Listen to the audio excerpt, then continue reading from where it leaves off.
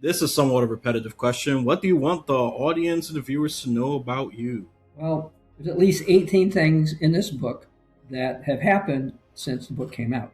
And you see, the book is called Unintended Consequences. Foreign nations don't like. They're going to look to bypass the US dollar and trade more with each other. No, Welcome, everyone, to Politically High Tech with your host, Elias. Yes, I am still alive. I've been uploading, but I'm still alive. So there you go. This video should be at least a soft confirmation that I'm still alive, okay? I didn't disappear. I didn't get kidnapped. And, I don't want to make fun of that either, but your host is fine, people. So I have a returning guest, and I gotta say, I'll say it was definitely the best one of the last season. Dr. Bob Thiel. Yes, only reach out to the real good ones. And I reach out to you, that means you was either too normal or you was boring. And I'm not going to sugarcoat it. I just have enough grace to give you a one time just to debunk it. But if you couldn't, that's it. But if you have to be at least enlightful, entertaining, definitely quirky, because I'm anti-normal. I'm anti-normal. I think that's the only discriminating trait I have. You're too normal for me. I will happily discriminate. Because normal is boring, okay? Normal is boring. I'm pretty sure God's probably upset with me with that one, but I'm just being brutally honest. Normal is boring for me. So we're gonna have definitely an enlightening conversation, and we're gonna go through Dr. Bob Thiel's 18 summaries and plus more. I don't have control of this conversation. I'm gonna let him dictate the flow because it was great the last time. I know when to step in, and I know when to just sit down and shut up. This is gonna be more sit down and shut up, especially during the middle of the end. And in the only beginning, I have like a soft hand of control, if you will. So soft that I think one slap it will fly right off. That's how soft we talking about here. Okay, so it's very soft control here. I don't like to be controlling unless I know the whole conversation is derailing. Extremely rare, by the way, but every once in a while, I know when to be strong and I know when to just sit back and just take the passenger seat. That's the kind of host I am. Some might talk more, some might talk less. It's about adapting. You're more than one thing. You're not just always happy. You're not always sad. You're not always angry. Some moments you're smart. Some moments you're dumb. That's part of being human. You're a mix of all these things. Okay. You're not a one-dimensional creature that I gotta be angry 24/7. Or I gotta be happy 24/7. That's crazy. We all not that. Okay. So before I continue my yammering and destroy this episode, let's reintroduce Dr. Bob Thiel. And just to say shortly, he went through some things that Trump has unintentionally caused. Just because you have good intentions doesn't mean good things will happen, especially if you don't realize them. And I'm gonna let him summarize it. He's gonna summarize it better than me. I know it's a shame. Oh, the host should be on top of it. I deal with it. I'm a weird kind of host, okay? Because he has it more clear than I could ever do. Okay, so let's reintroduce Dr. Bob Thiel, and this is somewhat a repetitive question. What do you want the audience and the viewers to know about you? well, I write a lot. Actually, I have a news blog at cogwriter.com where I like two or three articles every day about basically news and prophecy. And for today, one thing I did is I wrote a book, and less people think I'm plugging some book to make money. The book's not even for sale.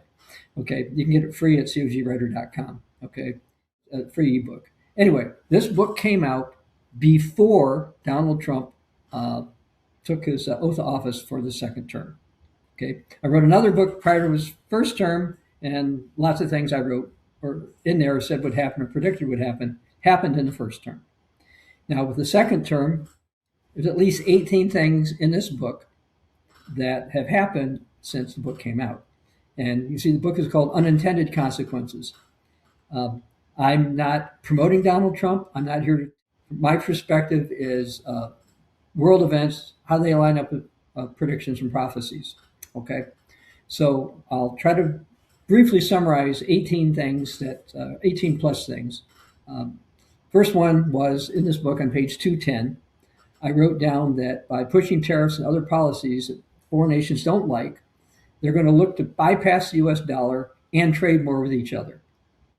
2 days after Trump got in the office, the head of the EU, Ursula von der Leyen, stated that they're going to have to find trade with other people. And she actually went to India to do it. She said that everybody's contacting her because of Trump, because they got 450 million people in the EU, and they all want to trade with her.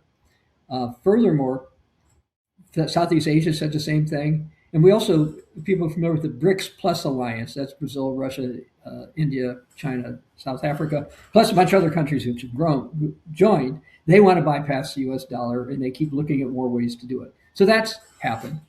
The other one was, I said that Europe would, the day after he was reelected, the morning I found out, I'm going to read exactly what I wrote. And this is in the book. Quote, the morning after his reelection, I wrote, Donald Trump won reelection. Europe will get more serious about trade deals with others internationally, such as being more motivated to approve the trade deal with the Mercosur bloc of South America. Now, a lot of people haven't heard of that bloc, but guess what? That deal is now officially in place. It was started it provisionally May 1st of 2026. I named it by name. What would happen? And let me make it clear for your listeners. They've been negotiating, a lot of these Europeans, they've been negotiating these deals for decades, but they didn't want to do it. When it went to, even after Trump came in, they said, no, we can't do it because it's going to affect the farmers, it's going to affect this, all this stuff. And the EU said, look, we still have to do it. Yeah, but we got vetoed. We don't care. You still have to do it. So they've actually done it. So that was one that was really clear. The next one we talked about last time, and this one's kind of almost a funny one, and this is on page 206. Gold will set records in US dollar terms. Gold will set further records in US dollar terms in the relatively near future. Well, in 2025, that happened over 50 times. Okay, now I want to make it clear. I've said that gold could go down. As a matter of fact, I wrote at Cogritter earlier this year that I think gold is overpriced and that would go down, and it did. Okay, by the way, I'm not here to tell you what the price of gold is going to be, but I based it on various prophecies, both in the Hebrew scriptures, the Old Testament, which people call it, the New Testament, as well as some writings from the Greek Orthodox and Roman Catholics. Okay, so I based on most of the biblical ones, and said that's what's going to happen, and it did. The fourth one was to expect more protests against Donald Trump, and they got the no kings and all the rest of that. So people say, well, anybody could have figured that one out. Okay, one of the unintended, reading from the book, this time page 58 and 59. One of the unintended consequences of Trump's actions is that after crises, more Europeans are going to decide they need their own even stronger leader. And that's going to happen according to Revelation 13:10, 17:13. Now, this partially happened.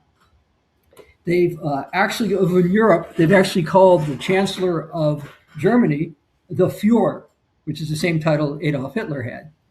And another article came out that's the man Europe's been waiting for.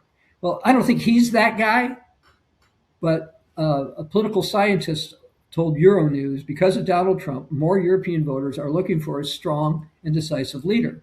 And interestingly, a couple of days ago, out of Russia, the Russians said the European leaders are weak. Trump said the European leaders are weak, also, by the way. That's insulting them, and at some point in time, they're going to take a real step. Now, that one's only got a partial confirmation. They're just talking about it because of Trump, didn't actually confirm it. Next one, almost everybody knows this has been confirmed. Page 87.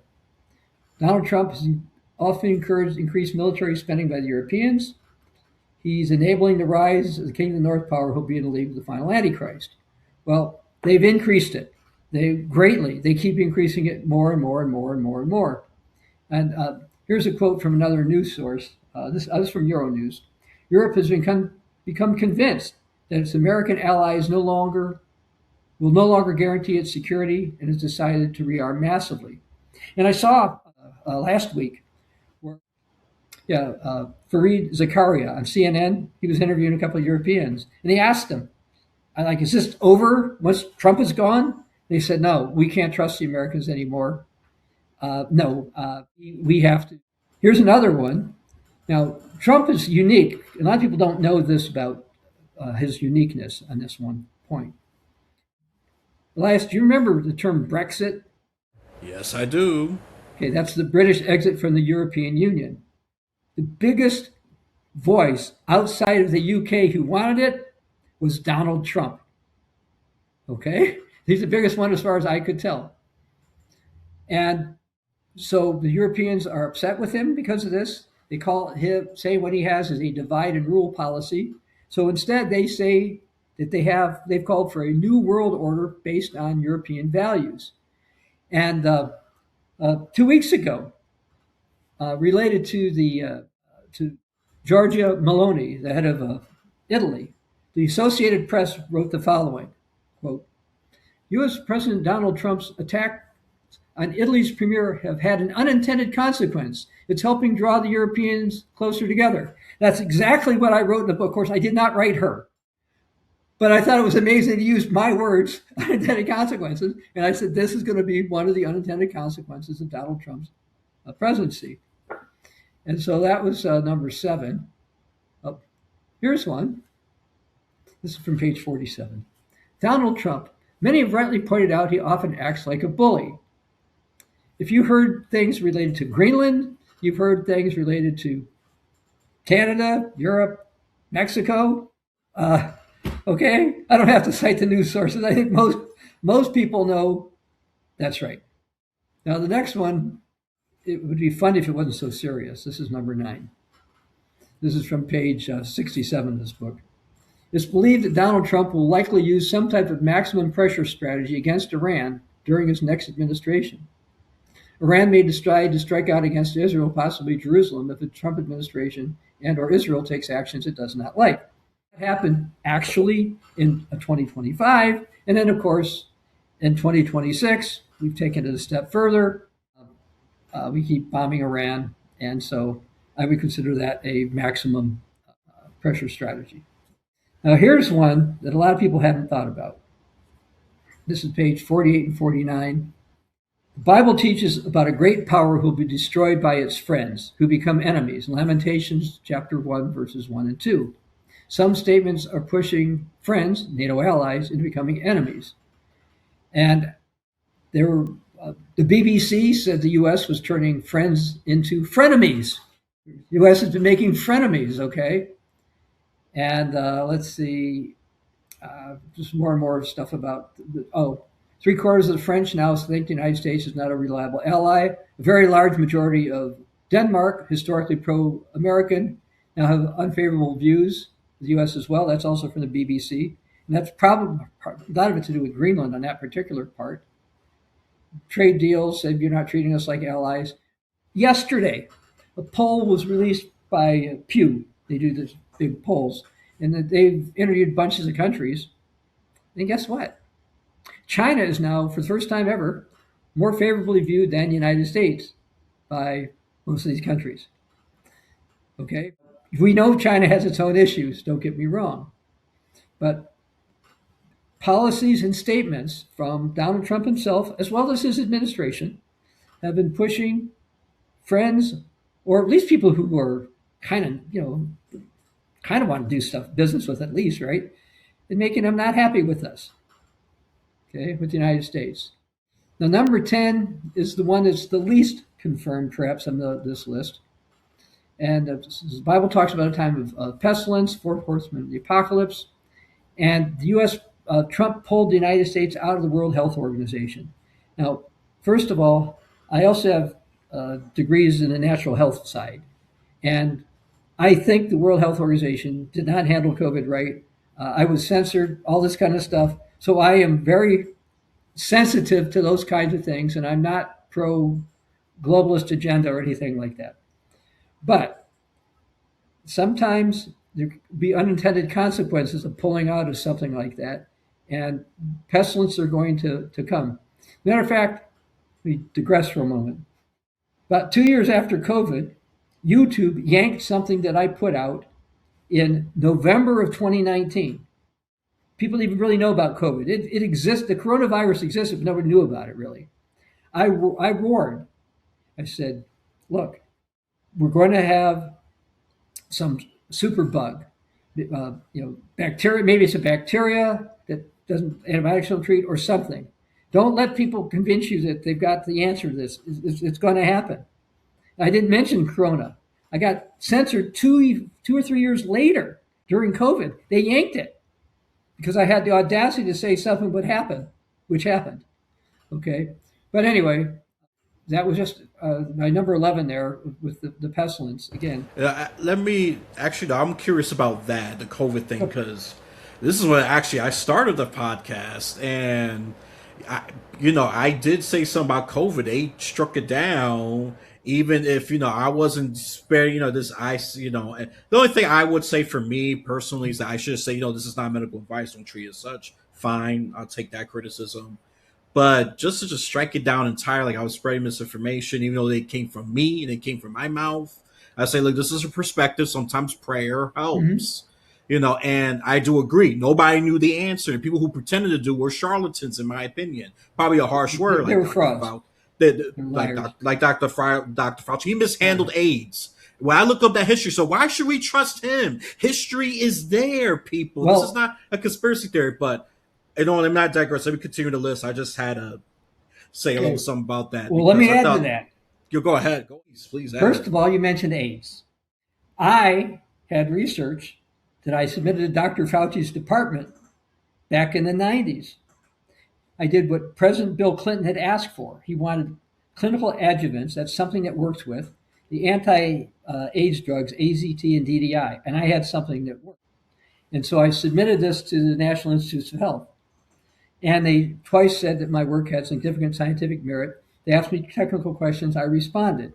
When I responded the last time, their response was, yeah, you answered our questions, but we really don't want to look at this nutrition option. Okay. Now, that would have helped during COVID if they would have listened. Now, I'll tell you something else happened during COVID. I had something at Facebook. I had 32 references in a 2-page article. It was removed, censored by Facebook. Then YouTube. Here's what I did, Elias. Now, after I say this, you probably think I'm so terrible you never want me again. No, not really. Okay, here's what I said. I did a YouTube video and I said the following: vaccines aren't the only thing we ought to look at. That's all I said about vaccines. We need to look at our own immune systems. We should 2 or more servings of fruit and 3 or more servings of vegetables per day, which is, by the way, the official U.S. government guideline. And I said, but skew them toward high vitamin C fruits and vegetables. You should eat pumpkin seeds. If you don't like those, eat zinc. If you smoke, quit smoking. You should go outside because sunlight converts cholesterol into vitamin D. And what they never told you, and this was not in the video, but they never told you, if you had a normal vitamin D levels, excuse me, you had a 50% less chance of dying from COVID. The Associated Press would not cover that, and they made fun of people who were on that side. That was the mainstream.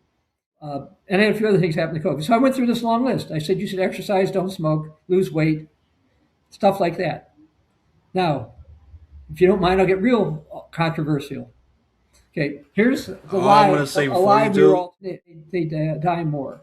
If they trusted the medical side and they did more vaccines, it would be better. That's basically the spiel. You ever heard of a country called Haiti? I certainly have. I'm sure my Okay, listeners have. okay. Haiti is in the Caribbean. It's, I think, the poorest country in the Western Hemisphere. So they're poor. They are predominantly African, black, whatever term is appropriate to use. And your chance, and they weren't vaccinated, like 3% vaccination. Your chances of dying, according to official statistics, if we believe the United States official statistics and official ones in Haiti, you're about 70 times more likely to die from COVID in the United States than you were from in Haiti. Now, the United States had 2/3 to 3/4 of people were vaccinated. Okay. Now, you say, well, that's just a fluke. That was just Haiti. You just picked them. All right. Ghana. They're also darker people. I don't know about their weight, but I know in Haiti they're very thin. And the only people I've met from Ghana were, I'd say, normal in terms of physiques. Well, out in Haiti and in Ghana, they walk outside a lot. So they're getting, remember I told you, sunlight converts cholesterol into vitamin D. So in the United States, you had all these people inside gaining weight, by the way, and therefore not converting the cholesterol into vitamin D. Got Haiti, excuse me. In Ghana, they also used herbs to treat it. So you're about 30 times more likely to die from COVID in the United States than you were in Ghana. Okay. Now, how much of that did you hear in the mainstream press? None. None. I didn't hear any of that. And And I I've was said using that, and I've said this before. I said the reason why we dying from COVID because we are so freaking unhealthy. That's what yes, I've said. that was a good part of it. And also when they counted COVID deaths, which weren't COVID deaths. Okay, but I used official statistics. It's not like I was out somewhere just making stuff up. I look. I've got this article about the Trump stuff that we were talking about. Okay, you can find at an article I've got at the Carburetor website. I have all those 18 listed, and I have live links to news sources, mainstream news sources, not just your podcast, not to insult you or somebody I might do. No, mainstream. I mentioned, okay, I see one here. It's from Fortune. I see one from Politico. I see several here from Euronews. I mentioned BBC.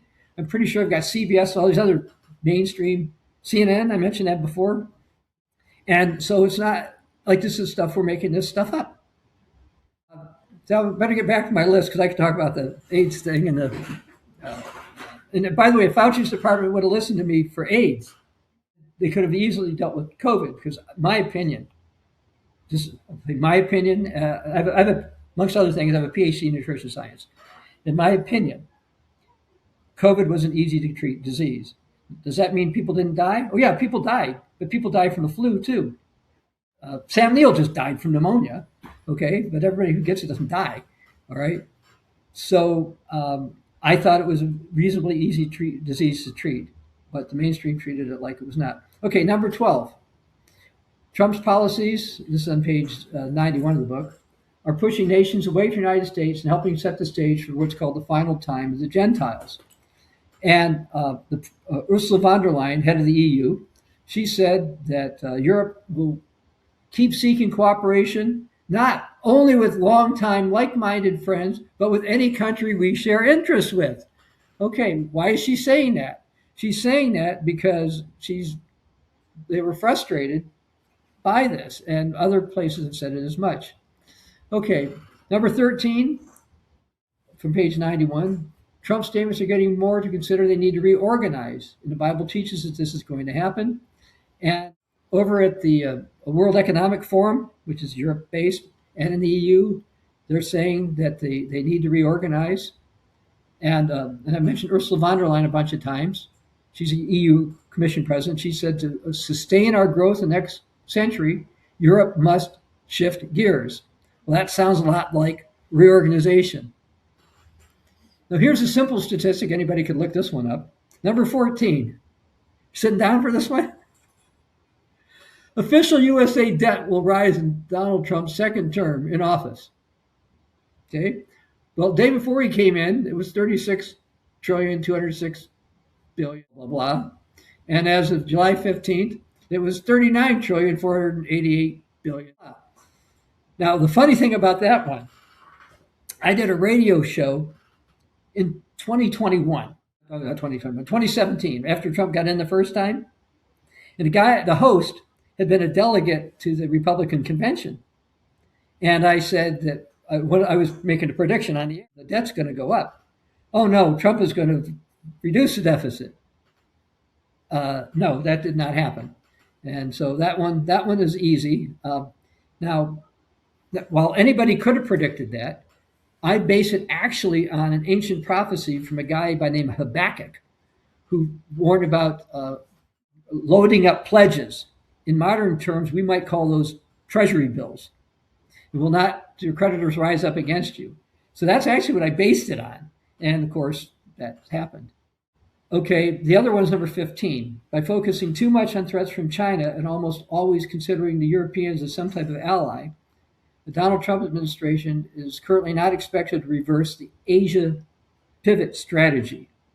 Now, what is that? That was something that Hillary Clinton had promoted.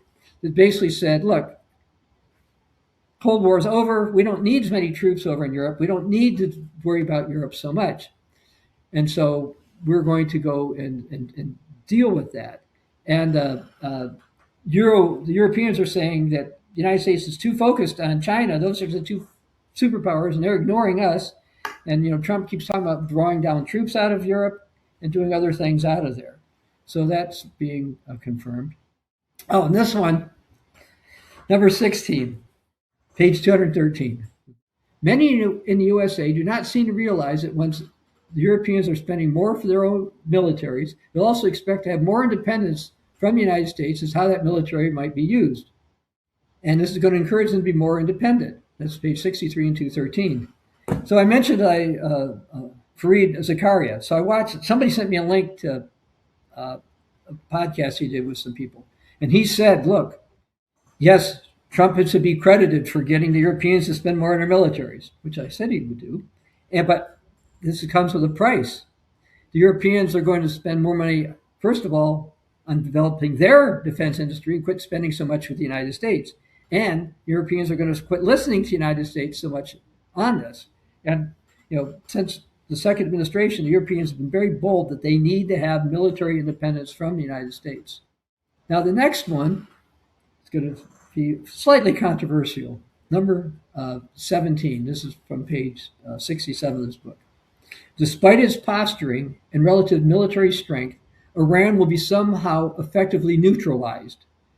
And I quoted Ezekiel 32, verse 24 from the Bible.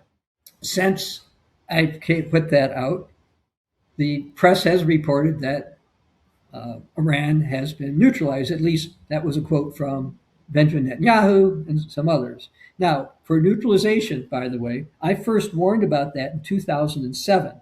This was not unique to the Trump administration. I said, Iran, basically because it's got a big mouth, big influence, and big military, and the Arabs don't like it. Most of the Arabs don't like it. I said, it's got to be neutralized before some other things happen, at least partially neutralized. That doesn't mean gotten rid of. It just meant that it got to be in a position where it doesn't have the military to control what it wants to control, which, by the way, for your listeners, it wants to control Jerusalem and all the Arab countries. Okay, they're very upfront about that. That's what they want to do. Now, the next one is one that I haven't seen really in the press. They tend to ignore this one. But here's what I wrote. This is number 18. So the last of these is page 66. And this will sound weird, and I'll explain it. Expect the 47th President Donald Trump to take steps that will help lead to the rise of the King of the South. Now, the King of the South is a leader, according to biblical writings, who will be in places like Libya, Egypt, the Arab countries. Okay, North Africa would include probably people from Sudan, etc. Okay, and because of what's been going on with Iran and what Trump's been doing, a lot of people are talking about having what they call an Arab NATO. Now, it's not NATO because that's North Atlantic Treaty Organization, but that Turkey and the Arab countries are talking about getting together to have some kind of a military alliance. Oh, I neglected to mention Turkey is also one of the countries in this King of the South, according to the Bible. Okay, so that has happened, and that's happened since you and I were on last, as of course the Iran neutralization, that wasn't on last time you and I talked. So those are a couple of things that are totally brand new, as well as some of the others I talked about that have been updated since I was talking to you. So anyway, those are 18 things predictions that are in the free book. Again, it's at cogwriter.com. That's happened. Again, I came out the 19th, I think, the 19th it was, of January 2025, just before Trump was inaugurated, and till present. And I may have missed a couple of things, but at least 18 things, predictions in the book have already happened, or at least partially happened. I got one very annoying question. I'm not sure, because since I interrupted, I do apologize. What is the 11th point again? The 11th point had to do with him pulling out of the World Health Organization. Okay, yeah. I would look. The only brief thing I'm going to say about that is it's going to be very brief. Is that look, I'm critical of who, but I don't think we should necessarily pull it out. I mean, that's the that's, thing. that's pretty much my attitude. I mean, yeah. So I second your opinion. Oh, I mean, yeah. So look, I think they mishandled COVID. I'm just gonna be upfront with that. I'm not. It shouldn't be controversial. I think YouTube's a little more nice about it, not after the fact, and the other social medias. But and, I think and I was very disgusted with the COVID censorship. I think I almost got censored. So I have to keep saying, and I'm going to say this podcast just to be legally diligent. Do not use this as medical advice. This is not a medical kind of podcast, okay? But my listeners, you have high IQ. I don't have to worry about you, and high EQ, which is even better. So I don't have to worry about yeah. But for those of the random listeners that just think we spread conspiracy theories, or this is a Trump loving or hating. Not, I'm not in any of those camps either. I give Trump credit when it's due, and I criticize the heck out of Trump. Neither of us are. I think both of us are immune to the Trump derangement syndrome or the Trump loving Kool Aid. I would add because they praise Trump no matter what. He could never do anything wrong. He could shoot a baby at Fifth Avenue. Oh no, he was defending himself. What against a baby, please? And then Trump could save the baby, and then the other side said, "Oh no, he didn't save the baby. It was AI doctored." We're none of those things.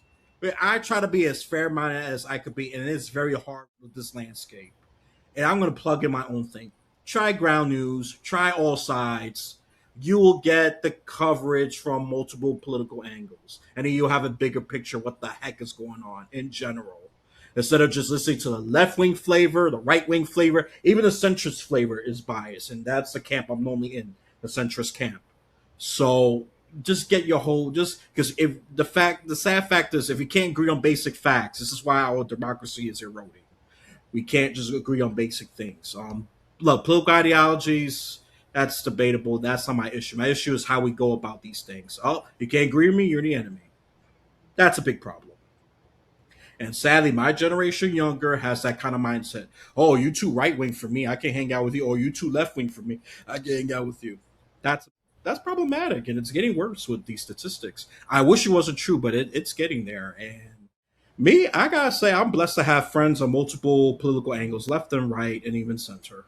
Because I don't judge by their political attributes. I judge by their character. Okay, not by their political ideology. They could be a socialist, they could be a good person somehow. A person could be far right, and then they can end up being a good person somehow. Not far right, actually, someone that's Republican, they could be a good person. I go beyond that. If you're a bad person, like a legitimate bad person, not political ideology. That's not my criteria.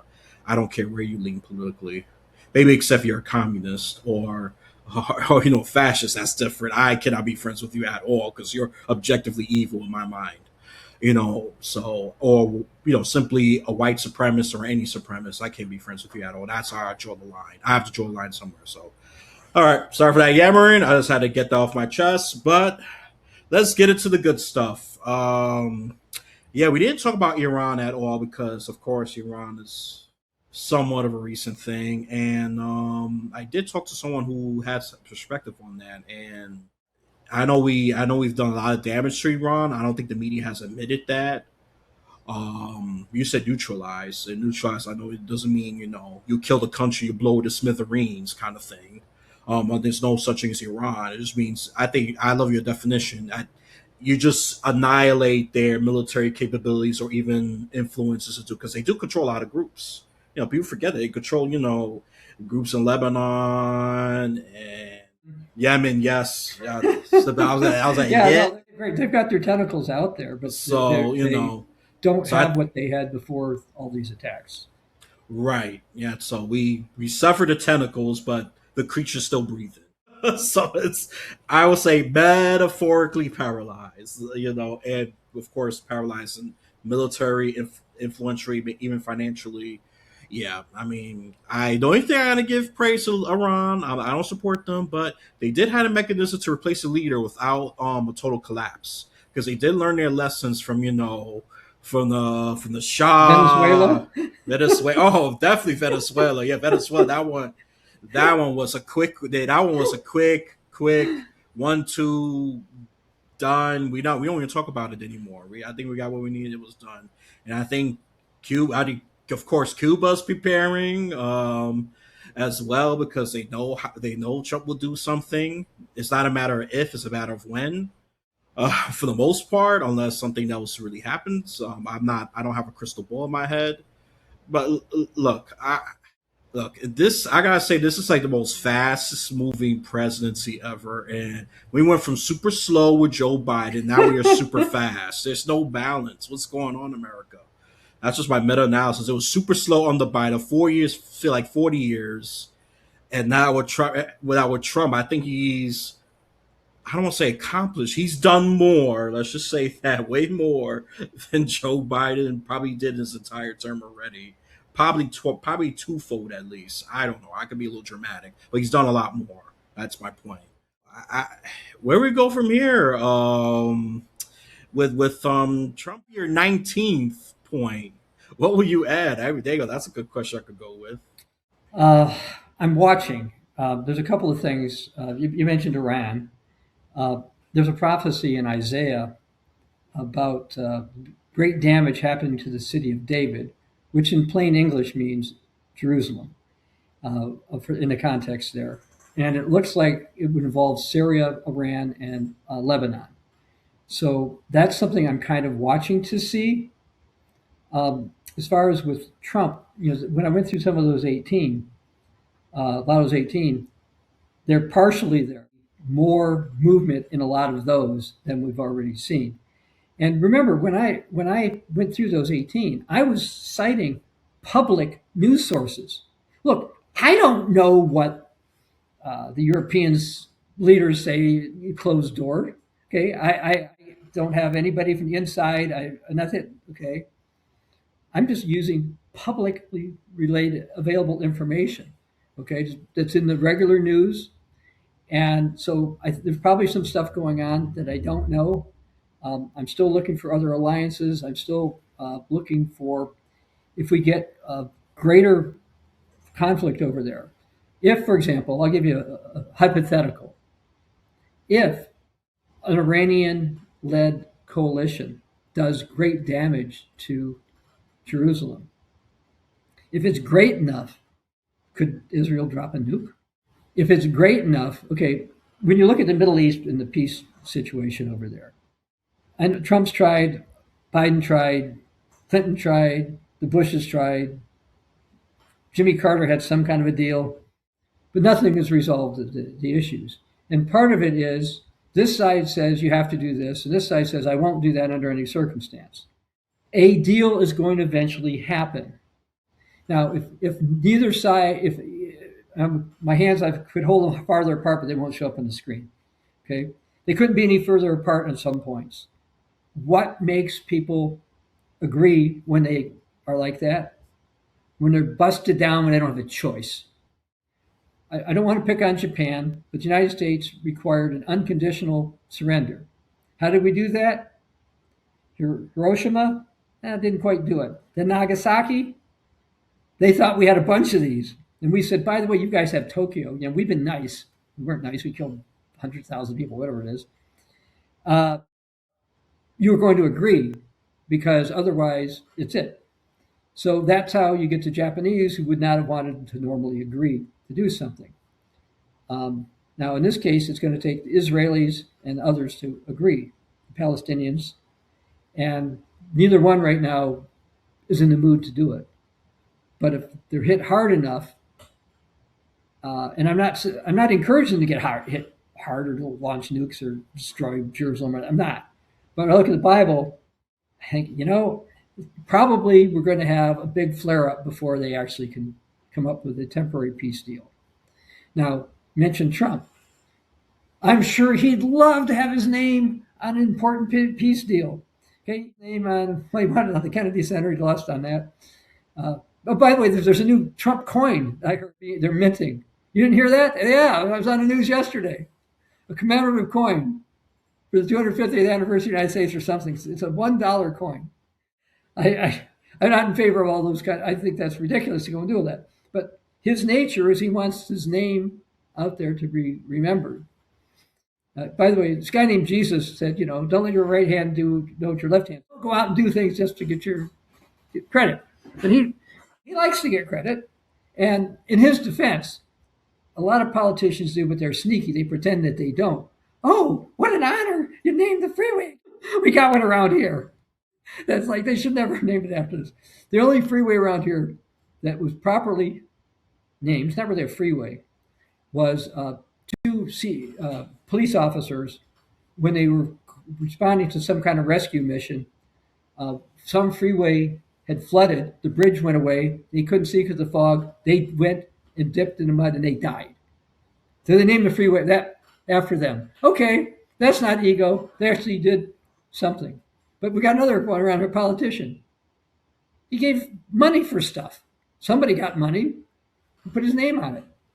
Okay, so I'm not a big fan of that. But anyway, I'm sorry, I've digressed. Getting back to Trump, he really likes his name on stuff, and if there's a deal that he thinks he can get involved with, even if he doesn't cause it, I think he'll back it. So I'm watching, but sadly I think we're going to have to see more destruction before that occurs. Yeah. Let me add a petty commentary. You could accuse me of having Trump derangement syndrome on this one. Until he is dead or done something significantly great, which is still debatable at best, I will respect it. I'm not respecting a Trump coin, a $1 coin. And if I'm going to go on a conspiracy theory territory, I'm warning you, there's talks about putting his face on a hypothetical $250 bill. I will I oppose. saw I that. oppose that immediately. My answer is simply: this is the most. If I'm gonna get hell no, capital, just capitalize those two words and Yeah, put some exclamation marks and bolded it, highlighted it. That's how loud I'm shouting it. Go right ahead. all right. Where I very much disagree with President Trump, President Biden, President Obama. I didn't mean to skip him before because he wanted to do something in the Middle East too. The Bushes, Carter, Reagan, George, for that matter. Don't know if I think Nixon. Yeah, I go to Nixon. He had some deals. Their focus is the physical world, and we understand that. I mean, they're to be physical people, but when you look at your legacy, we promote the gospel, the good news, of the kingdom of God. We don't believe that an American politician, whether it's Donald Trump or AOC, who might run for president, or Bernie Sanders, who probably would have if the Democratic Party wouldn't have pushed him aside, or J.D. Vance or Marco Rubio, and I'm sure there's some other politicians that I didn't. Governor of California, Gavin Newsom, or whomever might become the next president of the United States. We don't think that they've got the right solutions. When we look at things like the deficit going up, which happened, by the way, under all those, the only time it dropped was under Bill Clinton, and that was partially, we'll call it the peace dividend. He did have a couple of positive policies. Like it's not like he had nothing to do with it, but he didn't have a huge amount to do with it. But otherwise, it's gone up on all the rest of them. And I look at biblical prophecies and say, this is not good. Woe to him who loads up pledges to himself. Will not your creditors rise up against you suddenly? And I keep seeing the pledges go up and up and up and up and up and up and up and up. And if you divide it by how many people we have, it's like they're not going to get paid back, at least not in money that's worth the same. And so when I look at President Trump and his potential replacement, because they don't look at prophetic matters or take them seriously enough, I think they're leading us down the wrong path. And by the way, lest anyone think I'm picking on Republicans because of Donald Trump, I also wrote a book about Joe Biden. I also had one on Obama, and so I had one on Trump the first time Trump was in office. It was funny. I had my office manager back then was a strong Democrat, and I'm not a Democrat or Republican. And I said, I'll write, no matter who's the next president, I'm going to write about that. And so she saw, yes, I wrote about Obama, then Trump, and then Biden, and then Trump again. Because despite the fact that they have real differences among certain policies, I'm not totally into the uniparty party theory out there. But there is a lot to the party idea. They are doing a lot of the same things because look, the same programs keep going, the government keeps growing, the deficit keeps going up. And as a person who believes in biblical prophecy, I say this is bad.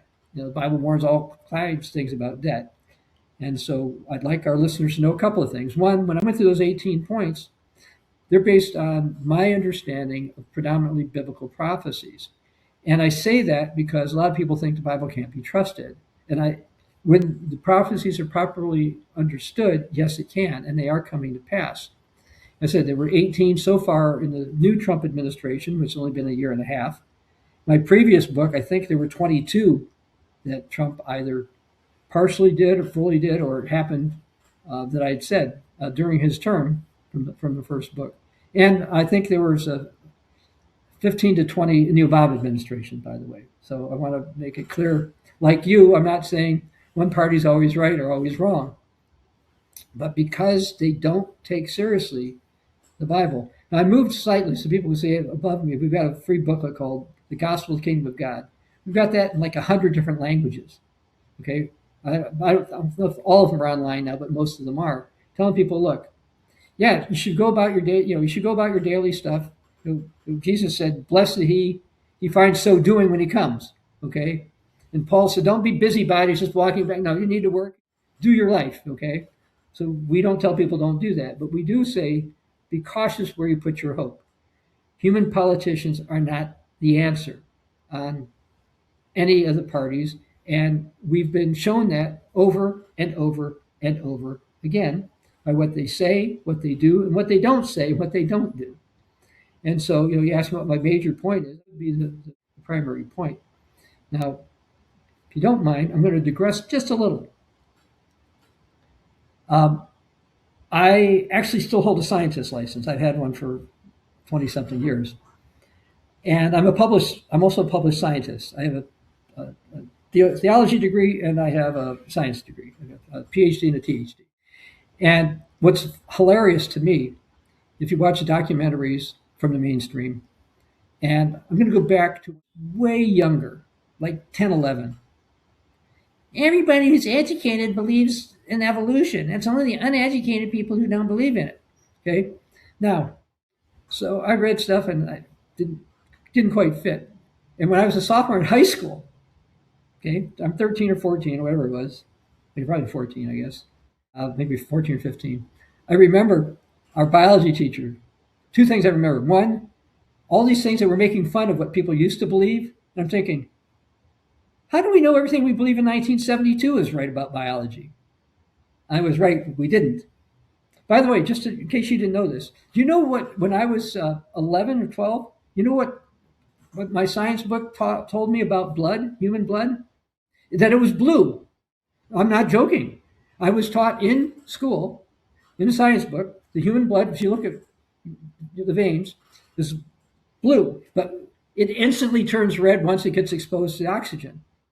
I was taught that in science, and everybody believed this. I mean, that. So anyway, getting back to this evolution class, I can tell you a couple of things. So the teacher goes on, and she explains about when supposedly arachnid spiders evolved. 150 million years later, insects evolved. So I come up to her after class, and I say, you said that spiders evolved at a time, and then 100 million years later, insects did. Well, spiders eat insects. So what did they eat for 100 million years, 50 million years, 150 million, whatever the number was? She gets mad. She says, rocks. And she turns and walks out. Now, I tell you this because first they said this, the uneducated. I have roughly 12 to 14 years of university education, including a PhD in a health field. And I can assure you from a scientific perspective, there's no possible way, one, the universe itself just popped up, and two, life itself just popped up.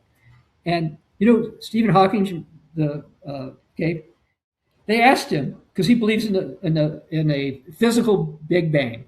Okay, we would say that something like that happened, but God did it. All right, he believes in a physical Big Bang, and they asked him what was before the Big Bang. You know what he said? Nothing. and imaginary time. Now, I'm sorry, I am a real scientist. He was not for saying that. Okay? Nothing and something imaginary does not turn into the entire universe. And I know they said how renowned he was and all this kind of stuff. Oh, there's another book up here. Is God's Existence Logical? That's all. Those are free ebooks, also, by the way. You can all the stuff I'm talking about that, as well as how life couldn't have just spontaneously jumped up. That's all in that book, that free booklet as well. So people can go to cogwriter.com and find it and read them. But the mainstream, likes to denounce the Bible, likes to act like they know exactly what they're talking about. Did I tell you that 30 years ago I used to write for Wikipedia? That was your long intro. You've heard of the Exodus, children of Israel leaving, having the plagues and all that stuff. Yep. All right, so Wikipedia says it's the founding myth of the Jewish people. And they say it's a founding myth because it happened in 1250 BC, and there's no evidence it happened in 1250 BC, therefore it's all a myth. He says, but there's some people who say it happened in 1446, but we don't believe them. Okay, well, here's the problem. First of all, it did happen around 1446 BC. So when you look at 1250, yeah, you didn't find it in 1250 because there's no evidence it happened in 1250. Duh. Okay, that's logical because it didn't happen then. You look around the mid 15th century BC, around 1446 plus or minus, there is evidence. And the hilarious thing, they used to say there was absolutely no evidence. I actually saw an article in a mainstream publication 2 months ago. It said, well, outside the Bible, there's only evidence in 2 or 3 places. A couple years ago, they said there was no evidence anywhere except the Bible. Now, well, there's only a few little here, and actually there's more than 2 or 3. So I say that so people don't discount Scripture, because the experts and, in the Bible, God says, there's nobody like me, God says. Look, I can say something and I can make it happen. All right? So when I went over 18 things, they were based on Scripture. Now, I realize it might seem a stretch to go from the Bible says after the start of the Great Tribulation, the United States will be gone and gold will be valuable. And I said, well, that means that gold's going to keep going up.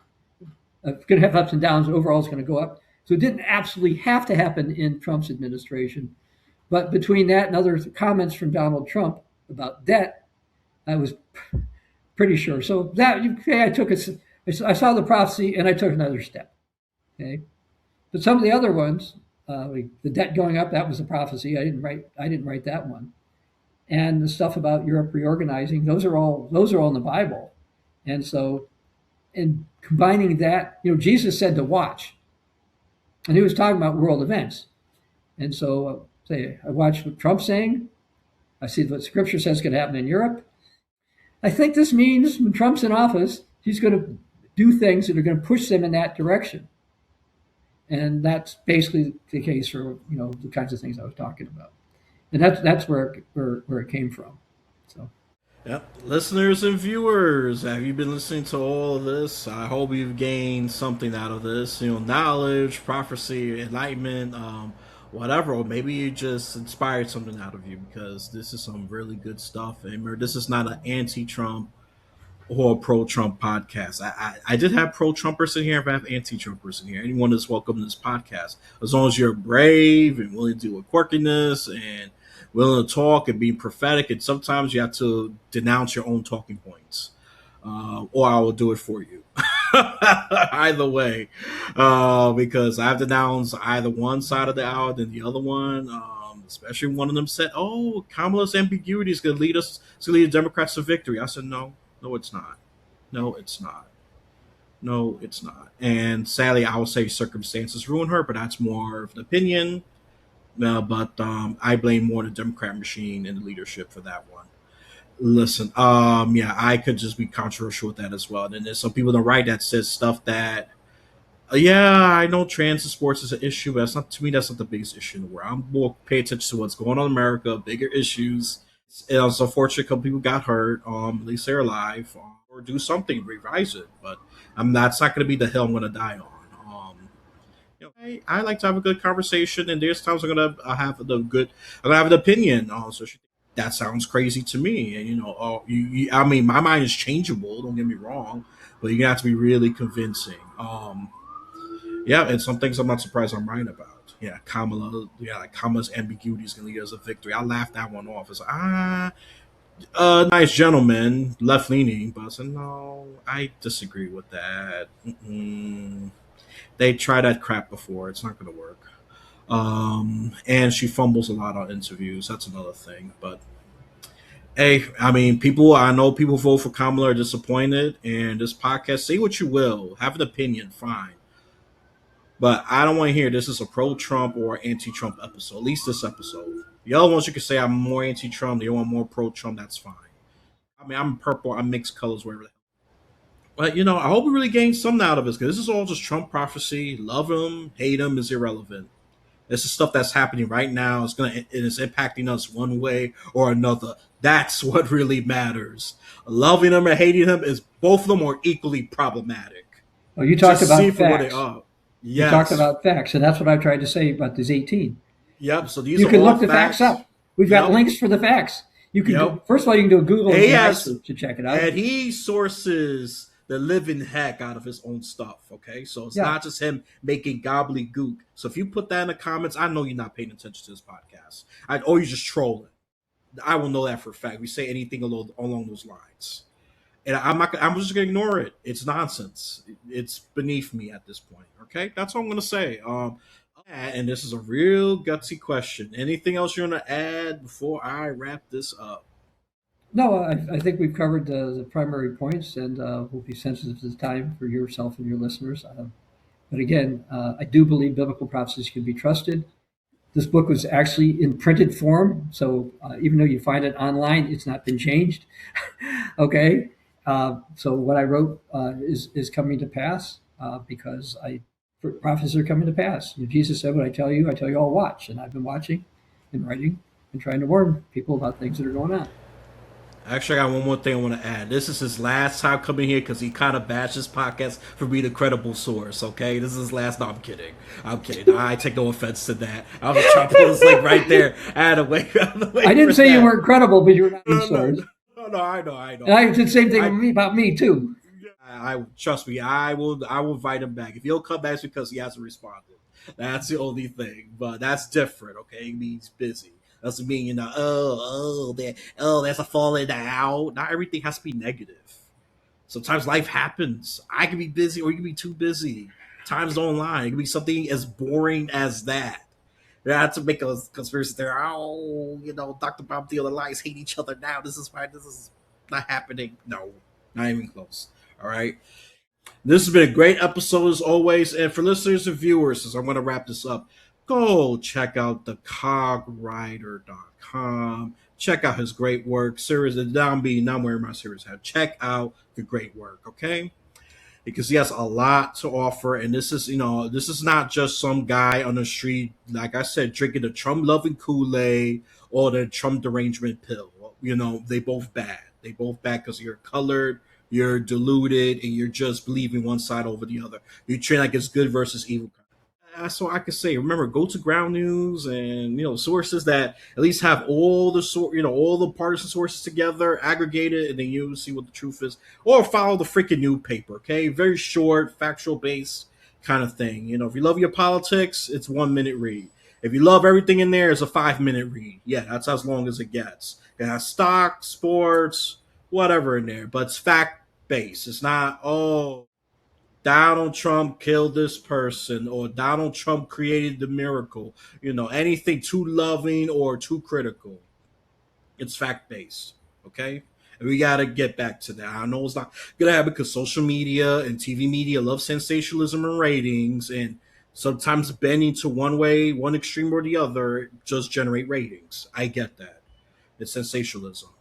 Oh, Donald Trump's next coming, Jesus Christ. Oh, you're going to pay attention to that, whether you love it or hate it or not. Or, Donald Trump is the next Adolf Hitler. Oh, you're going to pay attention to that, whether you love him or not. You see that's already a hook right there. But we talk about, oh, Trump did this and it saved this people and you get that detail. Okay, you're bored. You're like goldfish at this point. Some of you, I'm going to be honest, not my listeners though, but your attention span is shot for some of you. And God help you. I want to just say that. I do believe in God. If you want to know my belief, because without him, none of this stuff would just simply exist. So Stephen Hawkins, as great as he was, that was probably the most silliest thing I heard came out of his mouth. Nothing. Or he probably was just too afraid to admit that God was the cause. Either way, it's foolish. It's human pride, and that's what happens. Even from the smart or renowned people, just because they smart or renowned, it doesn't make them immune to foolishness.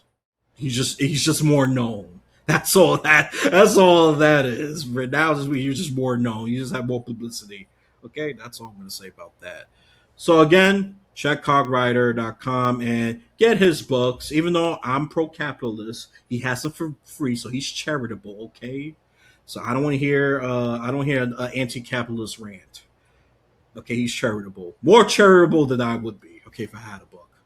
It probably won't be as valuable as that. I don't know. I'm going to do a book, but if I do a book, I'll make sure it's jam packed with value, and then I'll feel confident to at least sell it for a market. I'm not there yet. Maybe next year I'll write a little something about how to get people back together, even with different political opinions, ferociously, but love each other later, and not a romantic way, more as a friendly kind of way. Plutonic, obviously. So don't twist my words there. I don't say ooh love, ooh, no, plutonic, friendly. So that's all I'm going to say about that. So, right, this is the end. Whenever you listen to this podcast, you have a blessed day, afternoon, or night. And before this actually ends, give a review in this podcast. Give it 5-star, and I want a good reason why it gets a 5-star. And if it's 4 stars or lower, how can this podcast improve? Be specific. I appreciate specific constructive criticism. Not Elias is great or Elias is stupid. Empty insults or compliments are useless to me. Put something there so I could improve. One complaint about sound, one complaint about lighting. I fixed those. And some say I'm just great. You continue my weird, unorthodox personality. Great. Okay. Your comments, if meaningful, has influence. But if it's just empty insults or compliments, I'm just gonna ignore it because it's just below me. So again, whenever you listen to this podcast, you have a blessed day, afternoon, or night.